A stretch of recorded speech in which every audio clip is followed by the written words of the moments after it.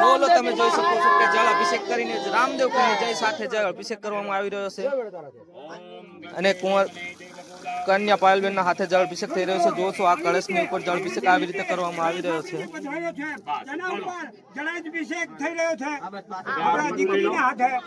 મિત્રો તમે જોઈ શકો છો જોવા માટે પણ ઘણી બધી ભક્તોની ભીડ પણ અહીંયા ઉમટી પડી છે. તમે જોશો આખું ગામ અહીંયા ભેગું થઈ ગયું છે. આજે અષાઢી બીજના દિવસે રામદેવ પીરે સાક્ષાત પરચો પૂર્યો છે. તમે જોઈ શકો છો મિત્રો. મિત્રો તમે જોઈ શકો છો કે આજે અષાઢી બીજના દિવસે પીર રામદેવ પીર મહારાજે તેમના મંદિરના મુહૂર્ત નિમિત્તે જે પાયો ગોદવામાં આવી રહ્યો હતો તેમાંથી સાક્ષાત ચમત્કાર જોવા મળી રહ્યો છે. પાયા ખોદતી વખતે અંદરથી બે ભાલા નીકળી આવ્યા છે. મિત્રો આજથી 6 મહિના પહેલા રામદેવ પીરે ધૂણીને કીધું હતું કે જ્યારે મારા મંદિરનું નિર્માણ થશે અને પાયો ગોદાશે ત્યારે હું સાક્ષાત પરચો આપીશ. જો અંદરથી બે ભાલા નીકળે તો માનજો કે હું પોતે સ્વયં સાક્ષાત કળિયુગનો ઘર કળિયુગનો પીર રામદેવ બોલું છું. અને મિત્રો તમે જોઈ શકો છો આજે સત્ય થઈ ગયું છે. અમારા મંદિરના પાયાના નિર્માણ વખતે તમે જોઈ શકો છો કે બે ભાલા નીકળ્યા હશે. મિત્રો તમે ભાલાના દર્શન પણ કરી શકો છો.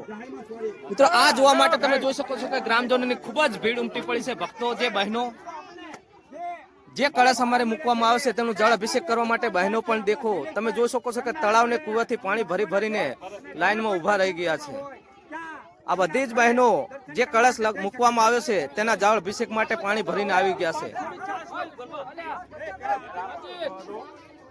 મિત્રો જોઈ શકો છો જે આપણે કળશ મૂકવામાં આવ્યો હતો તેનું જળ અભિષેક પૂર્ણ રીતે થઈ રહ્યું છે. ગામની બહેનો બધી જ તળાવથી પાણી ભરી ભરીને કળશનું જળ અભિષેક કરી રહ્યા છે. તમે જુઓ છો આ જે 4 ફૂટનો અમારે પાયો ખોદવામાં આવ્યો છે પિલર માટે એ આખો પાણીથી ઉભરાવી જળ અભિષેકથી ઉભરાવવામાં આવશે. મિત્રો તમે જોઈ શકો છો.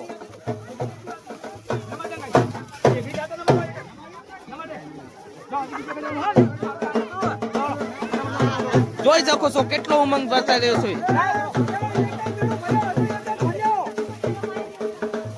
જો મિત્રો